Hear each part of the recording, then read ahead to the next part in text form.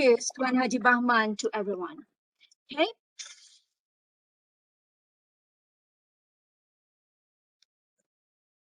Currently, Tuan Haji Bahman is the physiotherapy program coordinator at Faculty of Health Sciences, UITM Bertam, Kepala Batas, Pulau Pinang. Okay. He's graduated with a master's in sports science from UITM and a bachelor of science honors in physical rehab physiotherapy from University of Teesside, UK. He started his career as a clinical physiotherapist after graduated from the Physiotherapy College, Ministry of Health in 1995 at Hospital Sultanah Aminah JB, and then worked at various private hospitals. He joined UITM in 2000, and which formerly known as ITM, and becoming the academic staff in UITM campus Jalan Uthman. Then he moved to UITM Puncak Alam, and now servicing in UITM Bertam.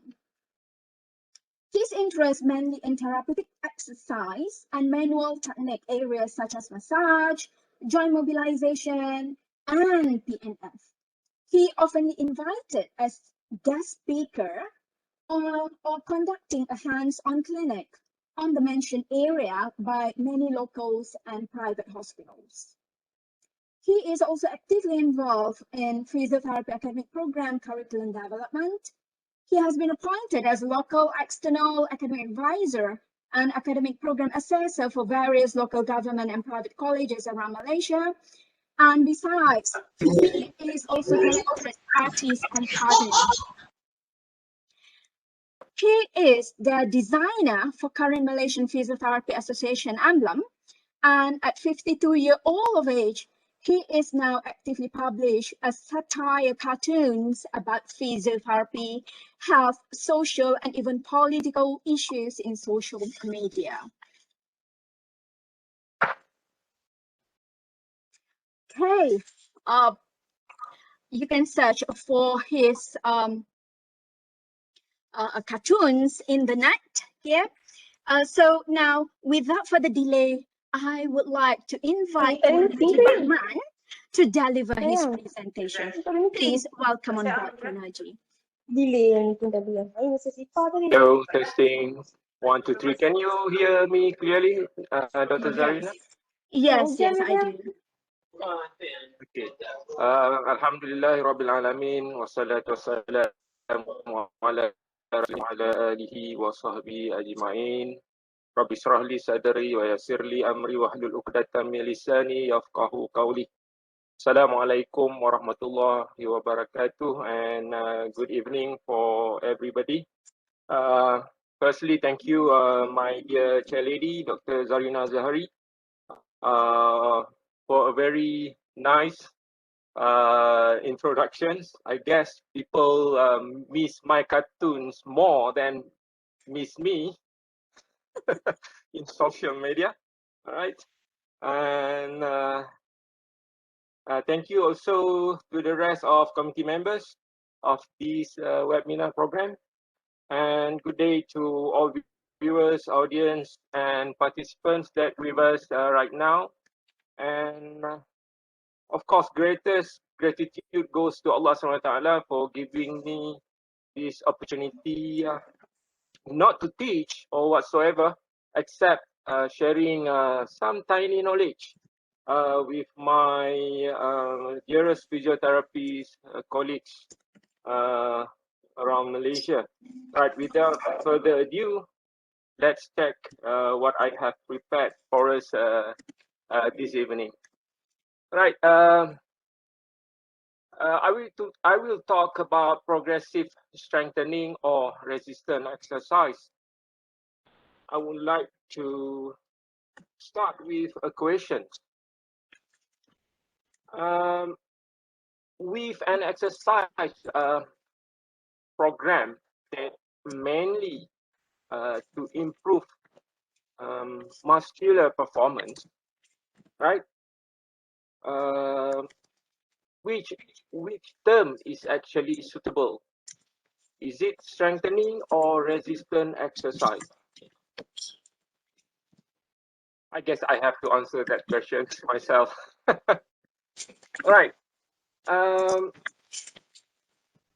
If we Google or search through the net, we will find out that a more recent and a more current papers or studies will use resistance exercise rather than strengthening, right?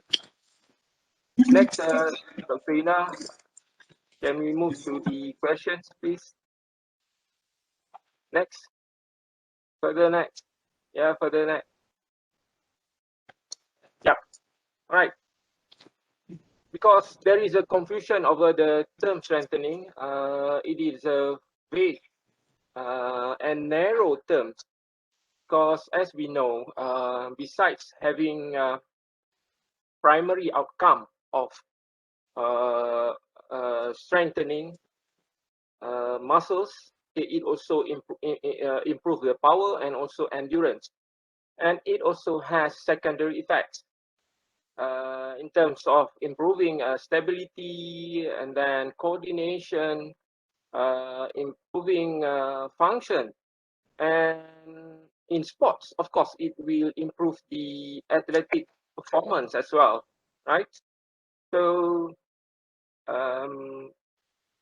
Taylor, Dodd, and Damiano, which did a very vast summarization of 18 systematic reviews, suggested in 2005 that progressive resistance exercise to be used in place of the term strengthening because it serves the purpose of the research, the studies, or the program itself. Okay, next. So for academicians, for clinicians, okay, after this session, we should use more precise term for this type of exercise. Okay, so we are going to use resistance exercise rather than strengthening exercise. Right. So by the end of these lectures, okay, we are going to we will be able to define what is progressive resistance exercise or PRE, and then describe factors that influence muscle strength and type of kinetic chain exercise and the principles of PRE. And then, this is more interesting, explain the repetition maximum or RM, not Ringgit Malaysia, and its usage in PRE. And lastly, of course, explain the effects of PRE. Next. Next, please. All right. Dr. Zarina, can you see my slide clearly?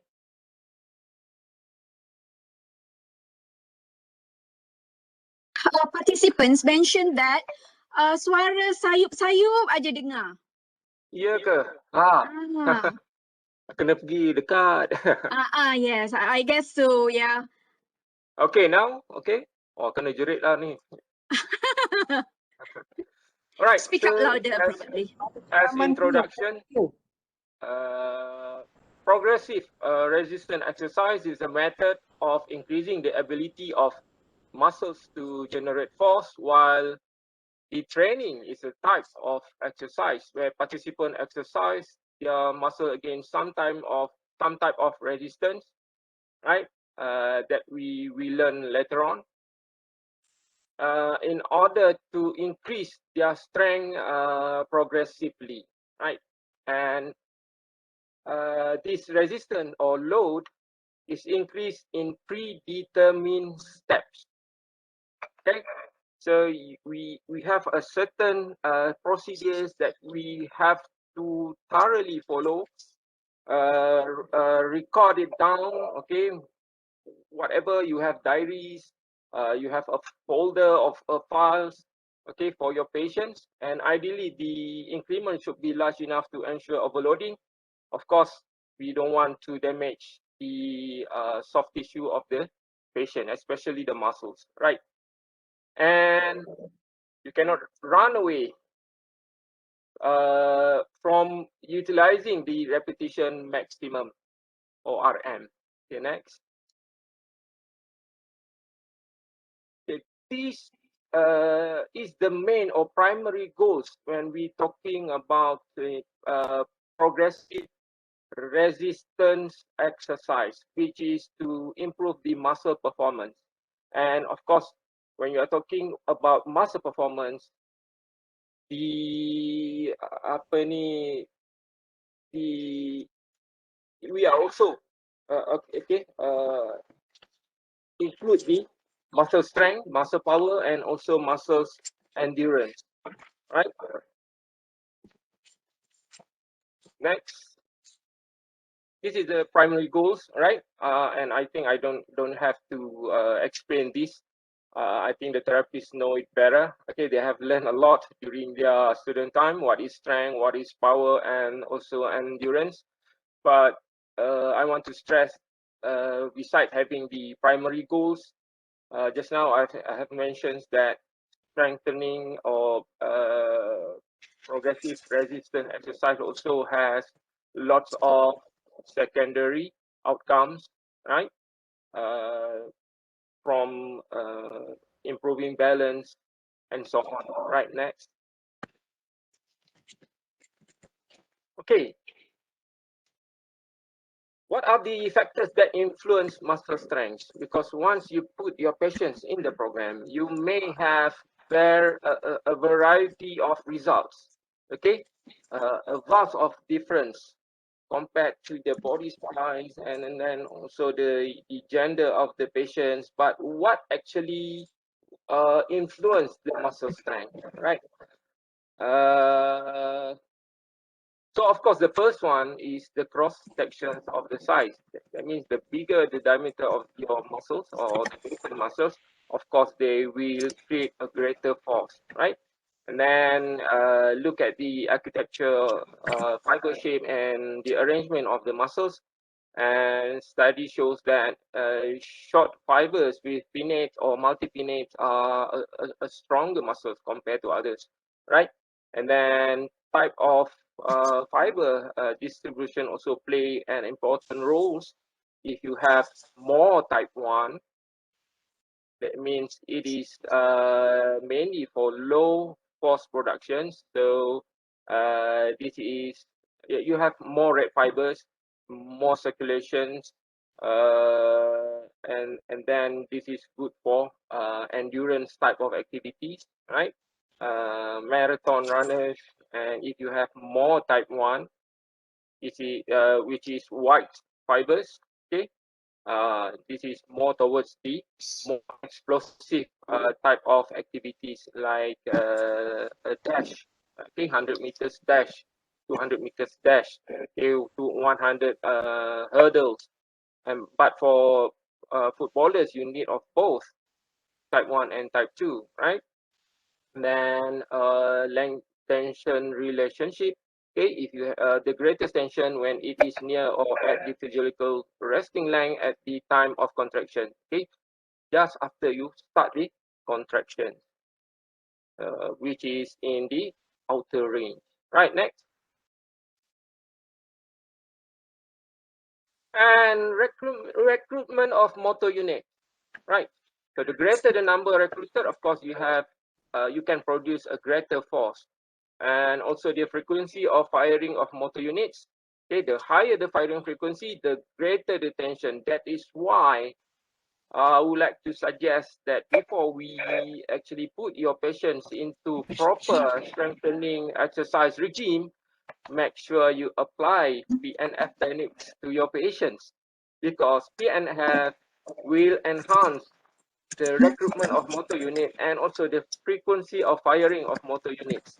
So once you have these advantages, of course, giving progressive resistant exercise is not a big matter for patients and also for the therapists, right?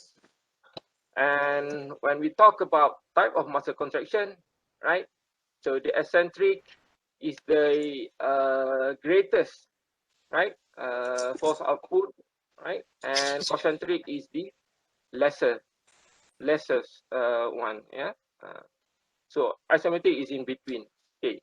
In terms of muscle contraction speed, the concentric, okay, when you perform high speed, it gives only low tension. That's why if you want to strengthen a muscle using concentric, you reduce the speed. This will give high tension, give more resistance to the muscle. But if you are performing or ask your patient to perform eccentric type of exercise, if you are using high speed, for instance, when using isokinetic machines, right? If you give high speed, you are giving them high tension. But if you reduce the speed, you are also reduce the tension. Okay. Next.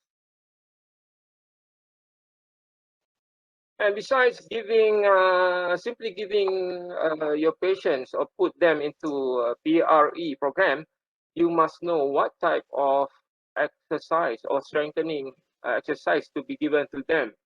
Right. There are only two types of exercise when we connect it into kinetic chain of exercise. The first one is OKCE, open chain, right? And the other one is PKC, closed kinetic chain, right? And what is open kinetic chain? I will go through this very fast, right? Just orang kata apa? Kita lihat balik lah our student notes, right? This is typically non-weight bearing, and then movement occurring at the elbow or knee joint. Of course, the load is on the distal side, not on the proximal, right? And then next, go to Ida. Examples: bench press, and then of course we have bicep curls. Next. Okay, so the load is on the distal. We move the elbow rather than moving the shoulder or hip joint for our lower limbs, right? Next. Okay, right. Closed kinetic chain. So this is opposite of the open kinetic chain, where typically weight bearing are used a lot, right?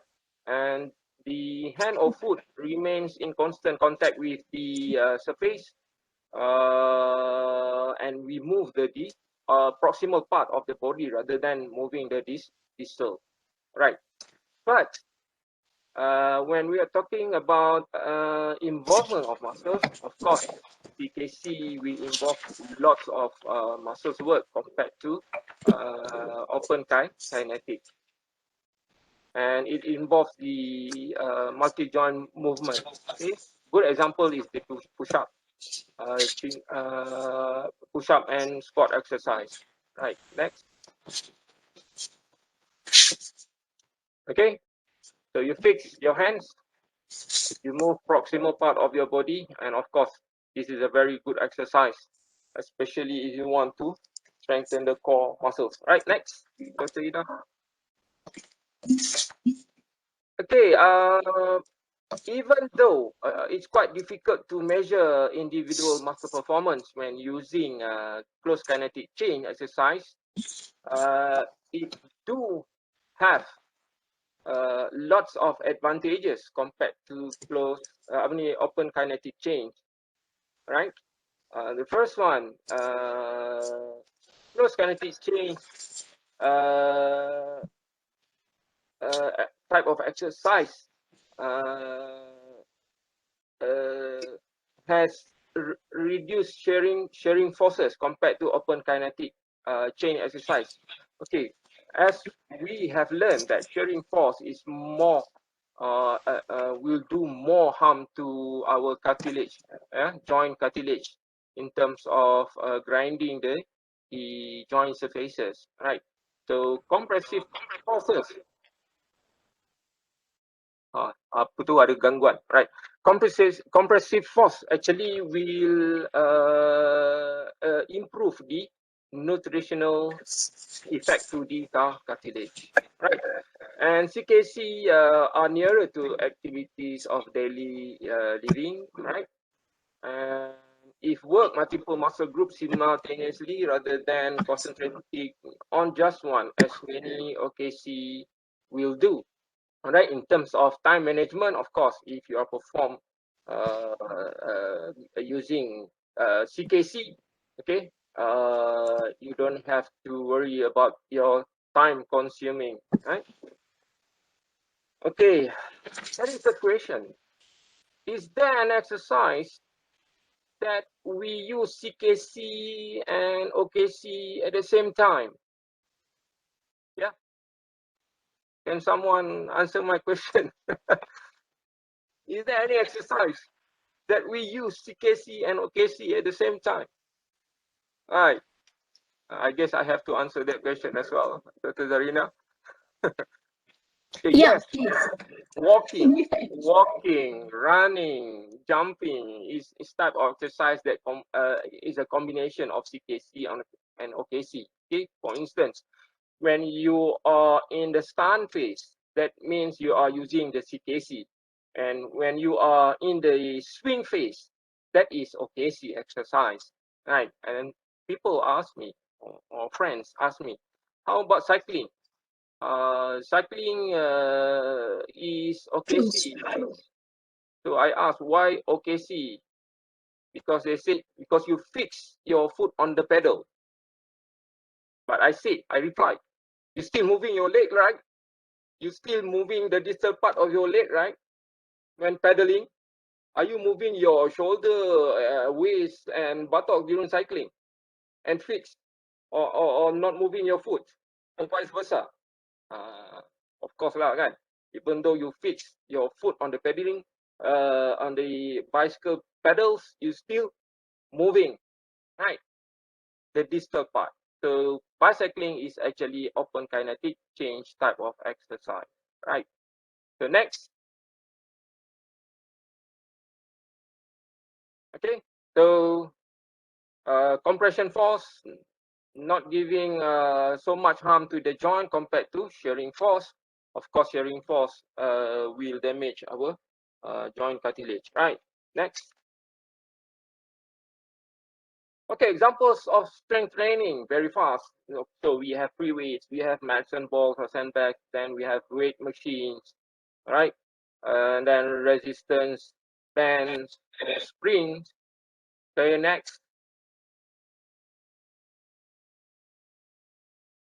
Suspension equipment, which is now widely forgotten by Malaysian physiotherapists. Okay, it's very hard to see during clinical time. Okay, physiotherapists using suspension. Okay, some of the department they move. Dr. Zarina, they move the suspension equipment from the department. I don't know why. In fact, it is. Move it. Yeah. Because I don't know why, but this is a very all-round type of exercise equipment. If you know how to utilize it very well, right, and you know the physics knowledge about it, and of course, if you use lots of CKC, then you have body weights. Okay, next, Dr. Ida. Okay, some people or some students, okay, like to ask this question. Okay, when to use the various type of exercise according to muscle strength. Okay, I would like to suggest some exercise used according to the universal muscle grades. Okay, we have 5 muscle grades, right?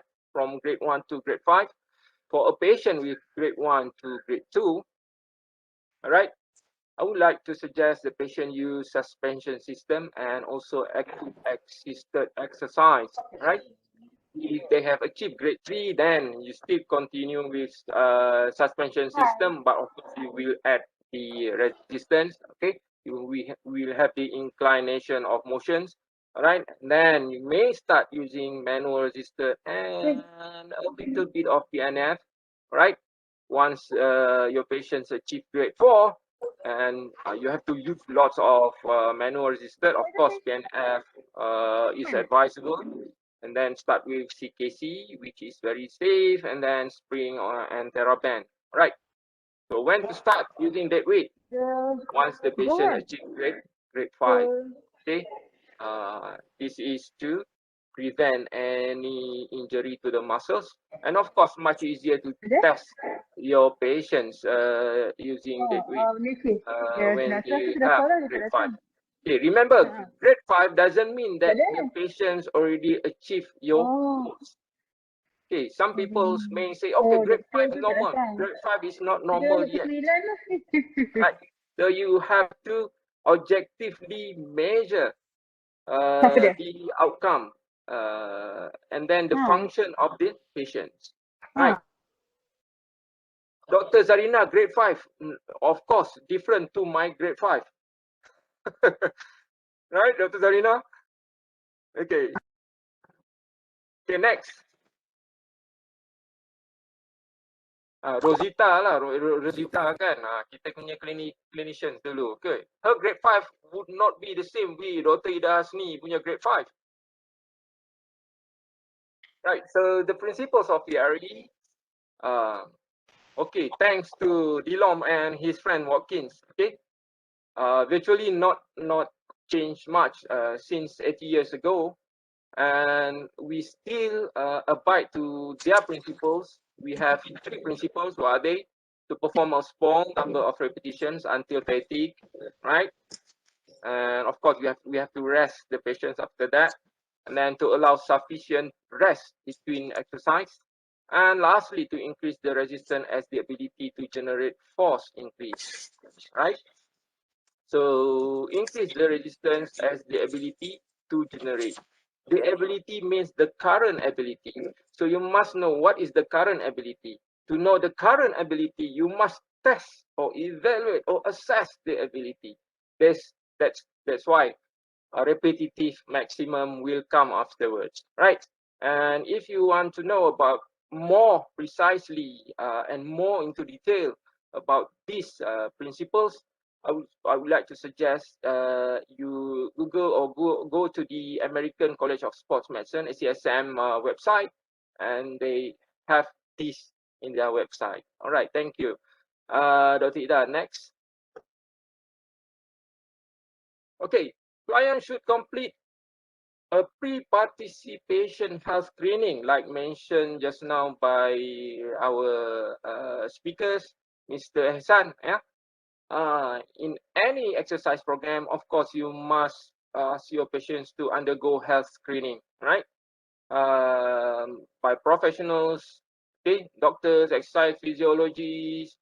If in our department, we physiotherapists, we carry out the assessment, and then okay, registered exercise professionals. Yeah, nowadays semua orang buka gym kan, buka gym sana sini. But we are not sure whether they are qualified or not. So make sure we have a check on that before ask them to conduct such program for a patient or for a client, right? So a beginner needs to train 2 or 3 times per week to gain the maximum benefits. Yeah, 2 or 3 times a week, not every day. Why? Because we have to rest the muscle at least 48 hours to maximize gains in strength and size. Resting for the fibers mean giving them a time to grow in size. Okay? Because they need nutrients, they need oxygen to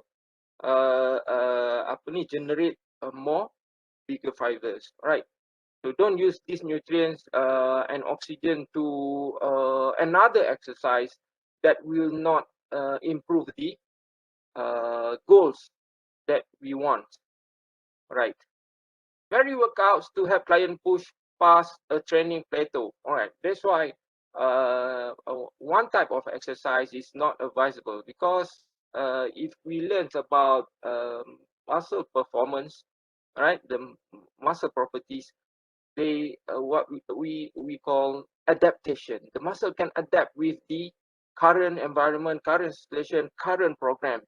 So this is nothing. I've done it for the past 3 weeks already. So I know the tricks said by the fiber as well, kan?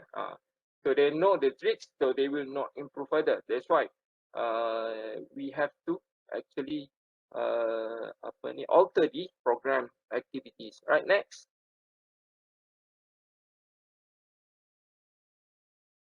Weight is not okay.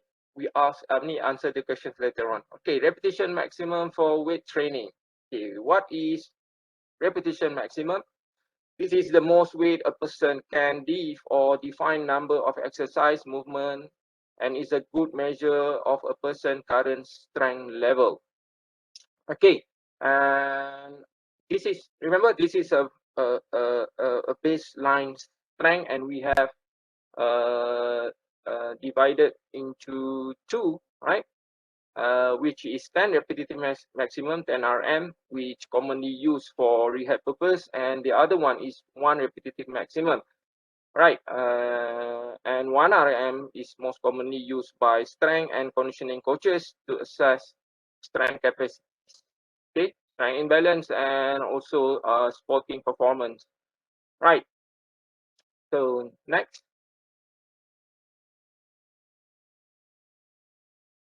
Okay, before that, I want to remind all the clinicians, yeah, if you want to have a proper monitoring of your patient's progression, okay, besides having a proper program, you must also have a proper documentation, right?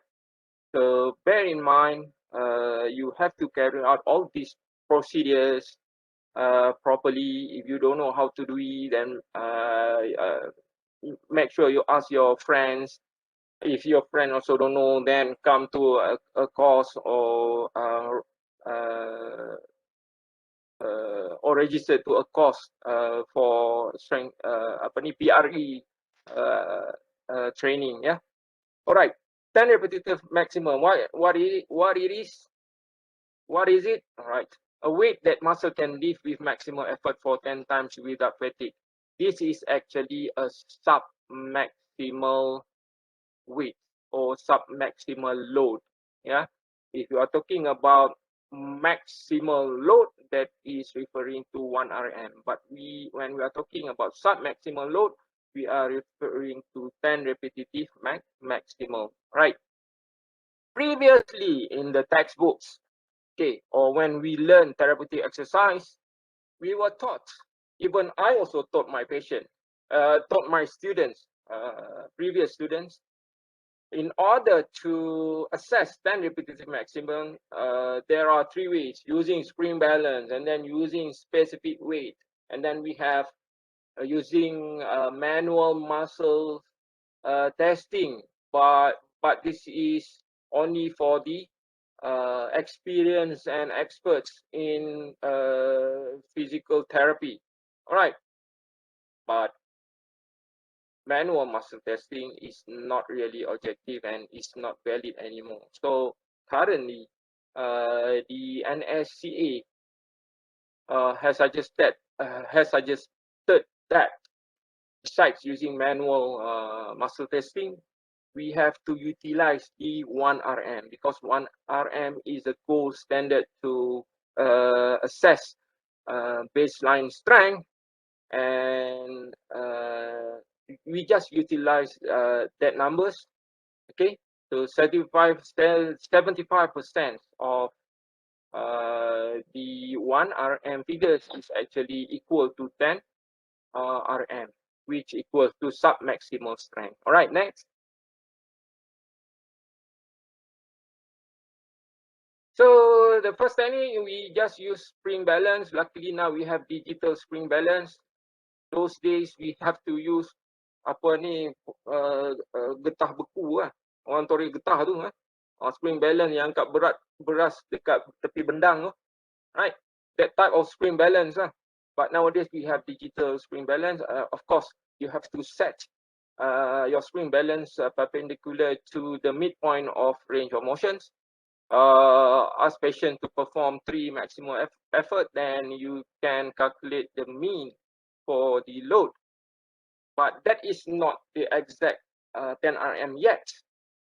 Okay, now you have to estimate 75% of that figures, and then reconfirm it again with specific weight. Kan?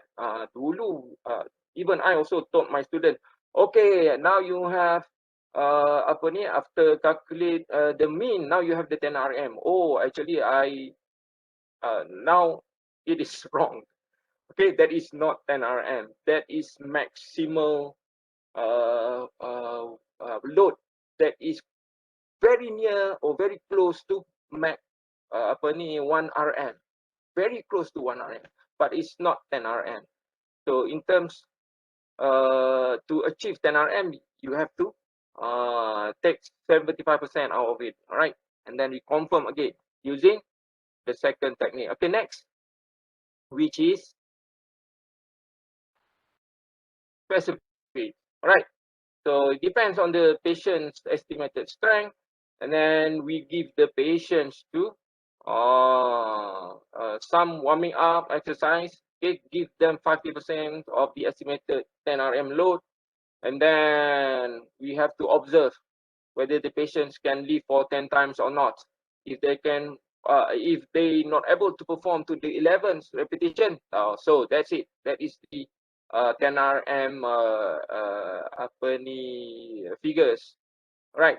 And of course, you can increase or decrease accordingly, 5 to 10% of the previous load, and then make 3 to 5 attempts to find the actual 10 RM. Okay, but you have to rest your patients. Okay, 2 to 3 or even 5 minutes. Okay, between attempted errors. Okay, next. This is the most current one. Okay, I'm going to add this into my syllabus for diploma, hopefully for degree as well, Dr. Azliana. Right. Utilizing 1 RM. That means you have to determine 1 RM. We are going to learn how to determine 1 RM afterwards.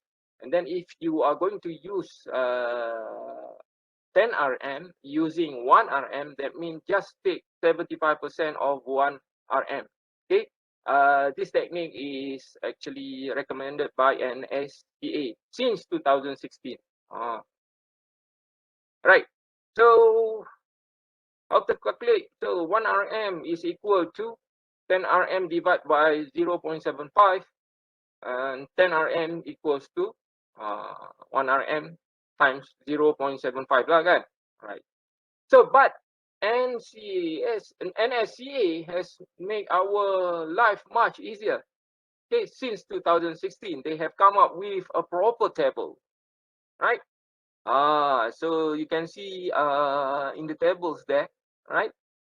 What type of repetition? 1 RM, 2 RM, 3 RM, until 12 RM. All right, and then load in terms of kg, 10 kgs, 20 kgs, 30 kgs, right? On the far left side, right? So if you have 1 RM patient, okay, with 10 kg 1 RM patients are able to lift 1 RM for 10 kgs, that means 75%. The 10 RM is just 75%. That means 10 RM is only 7.5 kgs. Straight away, you don't have to calculate. You just look at the table, then you have it. All right. The problem comes when the patient is having 12 kgs, 13.5. Then, of course, you have to use calculators. All right. Okay, next. Okay, right. This is the gold standard, 1 repetition maximum or 1 RM, right? This is the maximum amount of weight that a person can possibly lift for 1 repetition. Okay, if you ask them to try another one, of course they can't, right? So used to determine an individual's maximum strength, right? It is precise measure, gold standard, And this is actually a method used to determine Olympians, all right, in powerlifting and weightlifting competitions, right?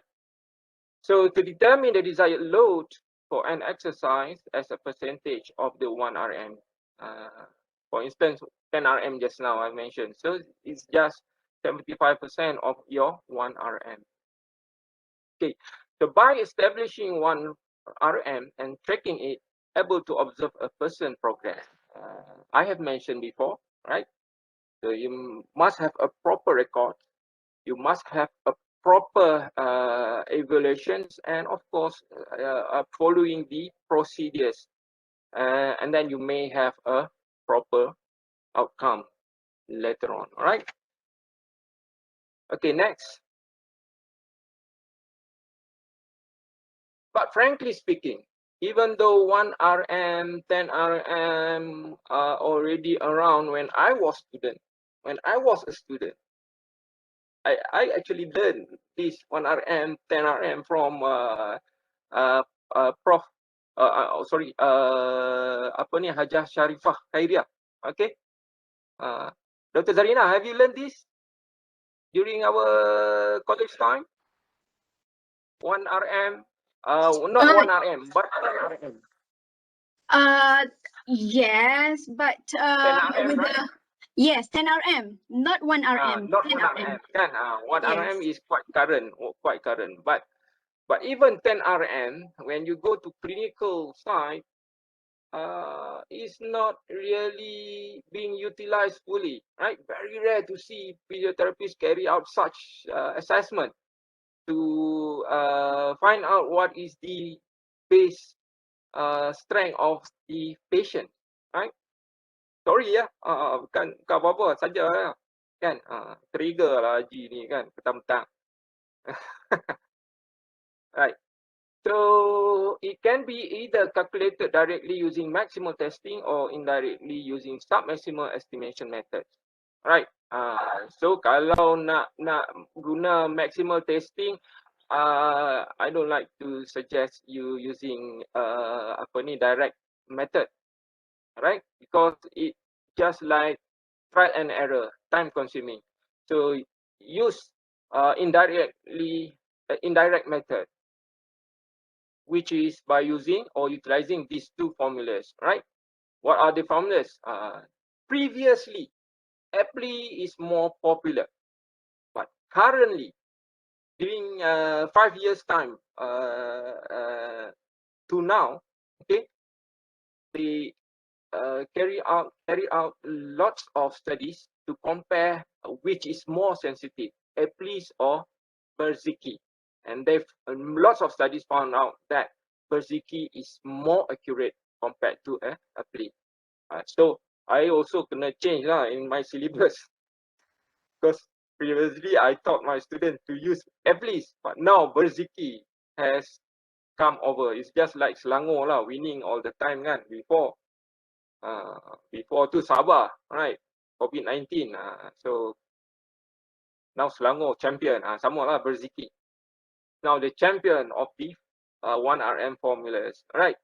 So what is the formulas? The simplest you just divide your weights, right? Weight that you use, and then divide by 1.027 minus 0.278 that already times with the repetition. Okay, for instance, if you manage to lift 100 kgs for 5 repetitions, so you calculate your 1 RM like this. Okay, so 100 means the weights that you lift divide by 1.0278 minus 0.278, they already times with 5 repetitions. So you will have 112.5 kgs as your 1 RM. Okay, so if you want to have 10 RM out of this, so just take 75% of these figures. All right, next.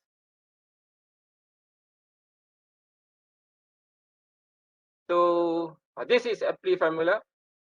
Okay, we have 1 RM is actually weight times 1 plus repetition divided by 30. Okay, of course lah, you have to assume the repetition more than one, kan? 5 times, 6 times, and so on. And then berzikir, I have mentioned much earlier. Okay, next. Okay, so now you have 1 RM. Now you have 10 RM. So how to design your program? Okay, so in any physiotherapeutic or medical intervention, safety comes first. Okay, like I mentioned before, if you want to push your patient on a gurney, safety comes first. Okay, you know the gurney has a very small casters. It's very dangerous to push it on a tar road, right? Definitely you are inviting tragedy. Okay, so same goes to PRE. So you have to assess your patient's conditions properly, all right? Their health status and so on. And then the principles of strength training involve manipulation of the number of repetitions, sets, tempo, type of exercise, because these will actually determine the muscle development achieved. Okay, when we're talking about strength, endurance, and the size or shape of muscle, right? Next.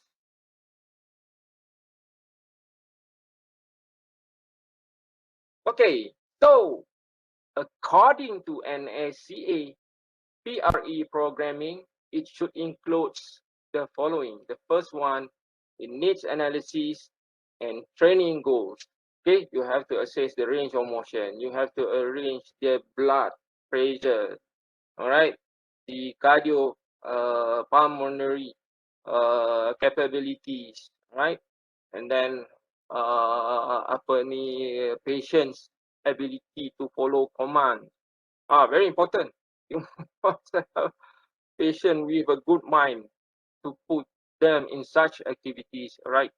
And then, of course, you must have training goals. For instance, primary goals to improve muscle performance, followed by the secondary goals, and so on. All right.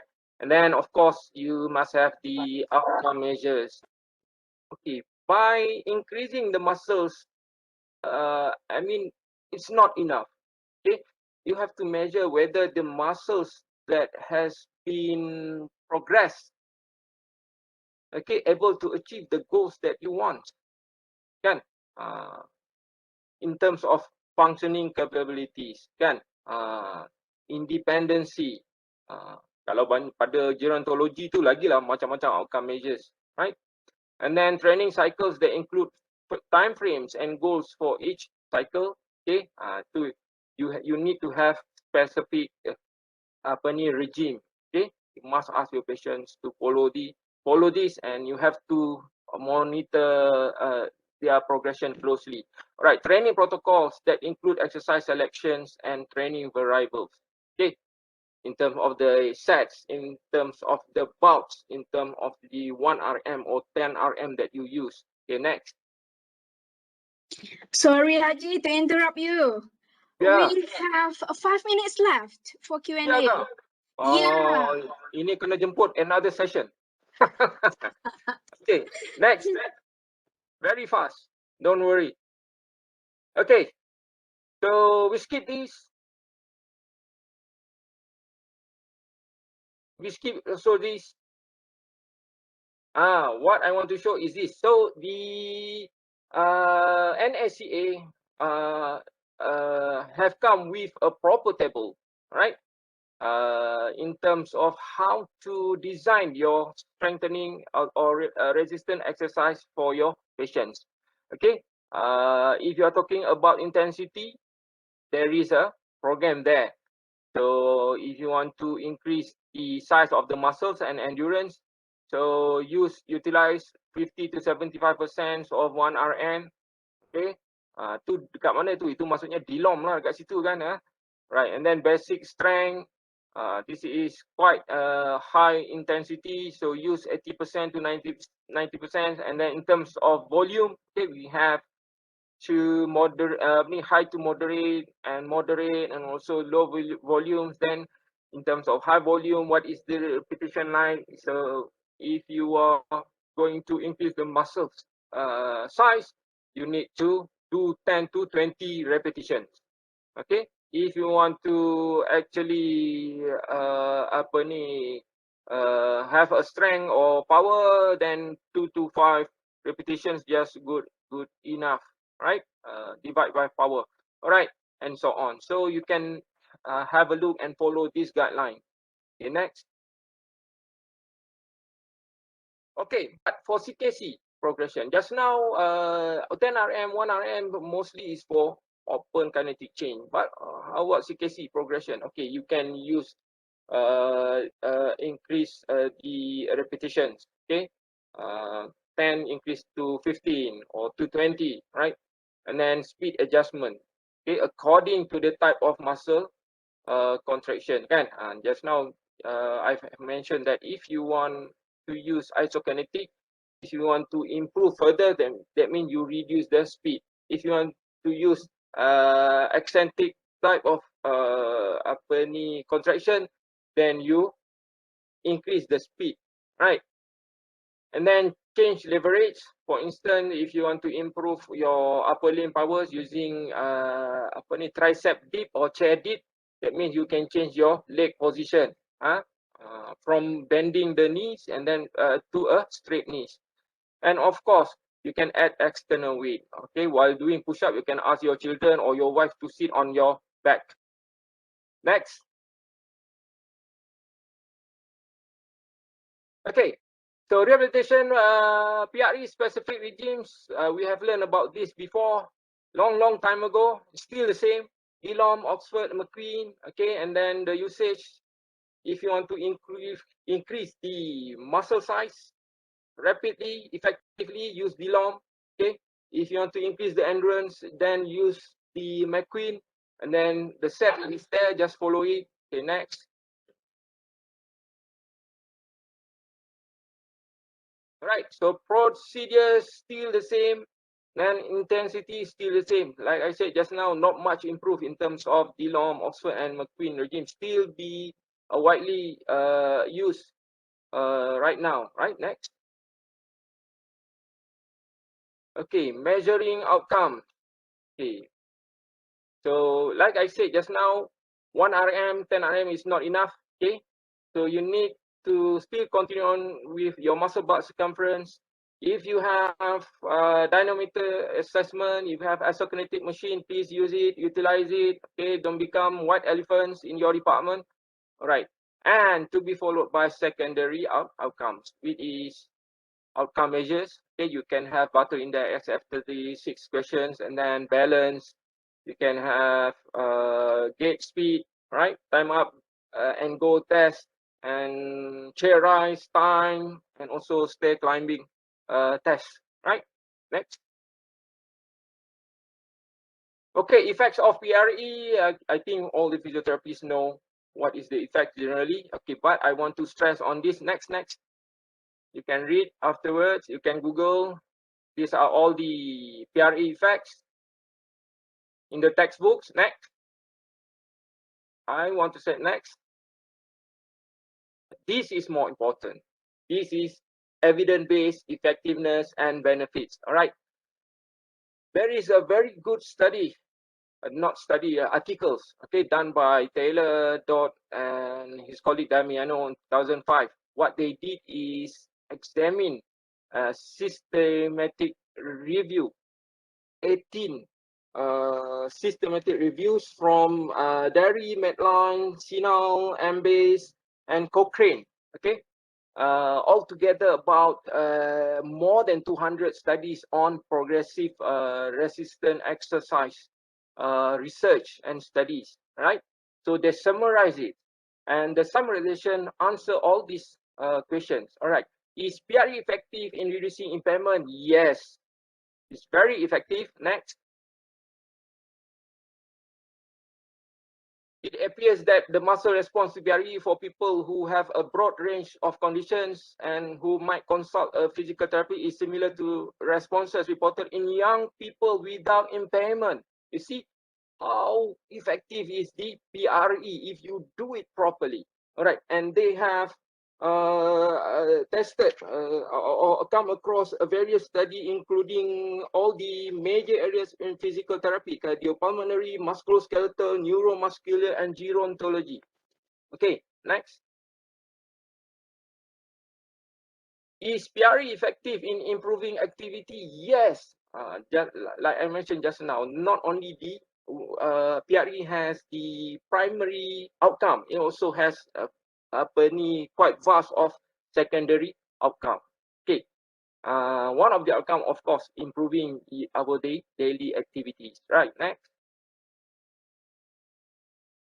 Is PRE safe? Yes.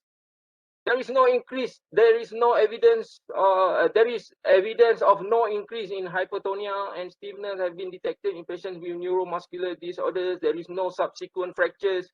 Kan? So kalau fracture tu salah siapa? It's not the program. Physiotherapist lah kan terjatuhkan dumbbell tu atas patient, so fracture again lah kan.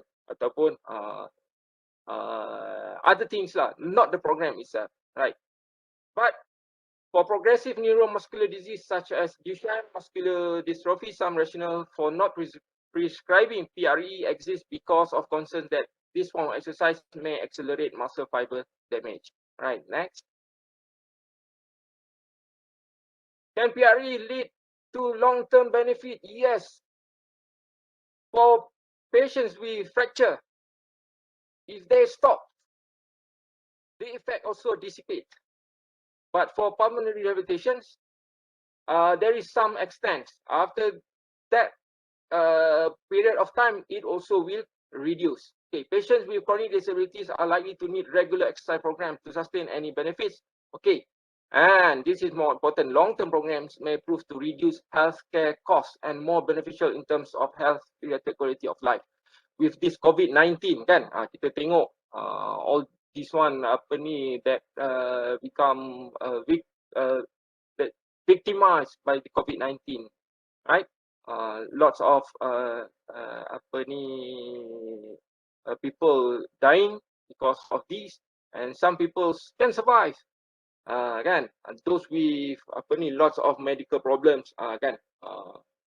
Lots of become victims, clear victim of COVID-19. All right, next.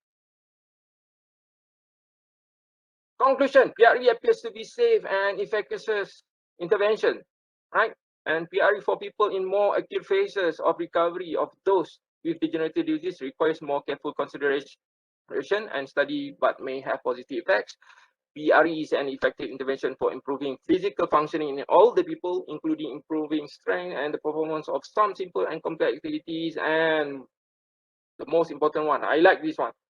PRE should be seen as something that is incorporated into an active lifestyle, not in rehabilitation only. Okay, so we must ask the patients to continue with the exercise, okay, rather than as a specific therapeutic intervention. Not only the patient must exercise, we as therapists also must exercise. Lecturers also must give or show good example. We have to exercise. Dr. Izlas ni must run every day 5 kilometers around Puncak Alam campus. Okay, don't eat and show in the Facebook only. Okay. Next. I think that is all. Next. Yeah. So too long MCO also do affect us. Okay. Because we are teaching exercise online, affects lecturers as well. These are the references if you need to know. Okay, next. Next. Okay, no, there is nothing wrong dreaming big, right? Okay, that's all for today, Dr. Zarina. It's up to you. It's up all to you again. Thank you. Di sana ya tuh. Di sana ya. All right, thank you very much, Tuan Haji Bahman. Yeah, this is very, very great sharing for today here, for this afternoon. And as what we know that resisted exercise can improve, muscle strength in general, muscle tone, muscle mass, yeah. Therefore, regular exercise is very, very important and is recommended to keep ourselves fit, healthy, and get moving to prevent from further or other complications and disability later on. All right. Okay, so I guess there are several questions in the chat box there, but I think we cannot answer all, probably. Yeah. So the first question to you, Haji, comes from Christine. Under the type of muscle contraction, is an isometric quite similar to concentric contraction? No. Okay. Concentric is much. The answer is no. Isometric is actually much stressing to the muscles compared to concentric type of muscle contraction. Why? Because during concentric type of contractions, the muscles will still continuing on receiving oxygen and nutrients. Yep. That will actually helps them to maintain the contractions. While in isometric, there is a reduced supply in oxygen and nutrients in order to maintain the contractions. Okay, first. Secondly, if you are using concentric type of contraction, okay, you are not working around the clock. I mean, around the time. If you contracting about 2 seconds, there is a flowing of load from lesser, and then follow the gravity again, and then come to a range where gravity has no effects on the muscles, and the load is much easier. And then at one time, now you are following the gravity motions. The gravity is assisting the motion. The muscle is just relaxing, right? Compared to isometric. If you are doing 10-second isometric contractions, that means you are contracting the muscles at the same rate, at the same load. So it's very stressing. Yeah. That's why in terms of progressing, if you want to progress, you from concentric, and then you give the isometric, and lastly eccentric. Eccentric is the hardest one. It's the most stressing. All right, thank you, Tuan Haji. We move on to the second question, which comes from Puan Malati. Is that weight means body weight? This was the one that you have read. It's a cute question. Okay. No, it's just a simple question. Yes, but it means something. Ni mau kacau saya petang-petang Jumaat ni, Malati. Mesti. Okay, of course not. That weight is it comes like dumbbells, okay, plates, okay, steel plates, that utilized in gym kan, dekat gym tu semua all the plates, that is dead weight, okay. Ataupun another dead weight is dead people lah kan, dead people you can consider dead weight also lah. All right. I Just guess that's joking, answered the Malati. question. Thank you for the cute questions. You're welcome. All right. The third question comes from Natila. When is the suitable week or month or day to progress the resistance after the patient have their recovery day? After they have recovered. Okay. As soon as possible. Yeah, as soon as possible. And how to progress? Okay, you can have a detailed look on all these programs. First, of course, you have to determine what are the goals to be achieved.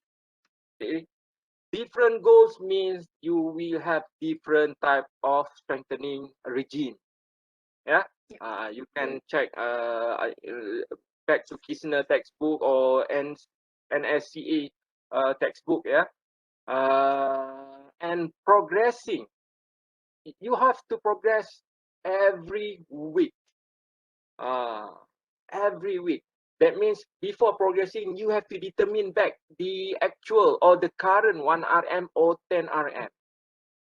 That's why I said just now, make sure you have a record, because you have to have a weekly record on the progression, yeah, a proper filing. And then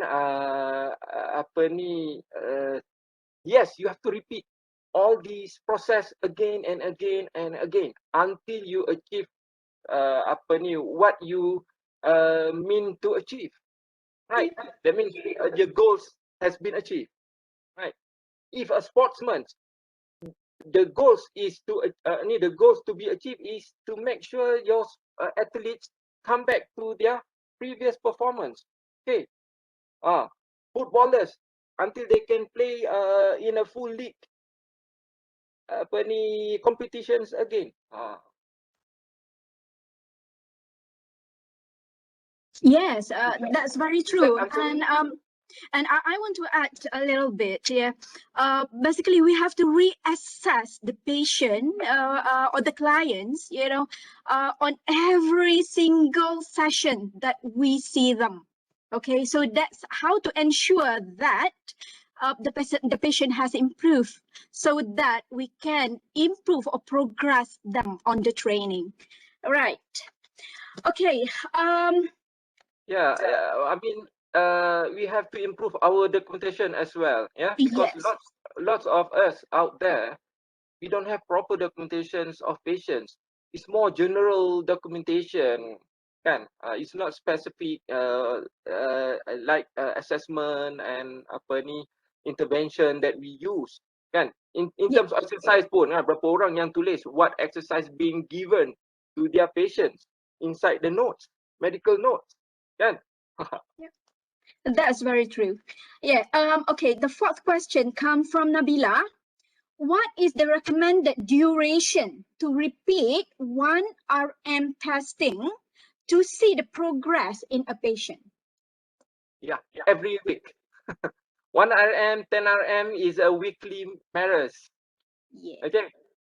Why weekly? Because if a proper strengthening exercise, okay, for instance, yeah, if you give a proper exercise and the patients follow, after 2 sets, actually the muscles start to build up their extra load, extra capabilities. Okay, so if you complete the sets within a week, of course, the following week you must know what is the current 1 RM, 10 RM to progress further. Don't wait for too long. All right. Okay, if you wait too long, that means you are also giving more time for recovery or to achieve your goals, whereas it should be achieved much earlier. So the word is effective monitoring.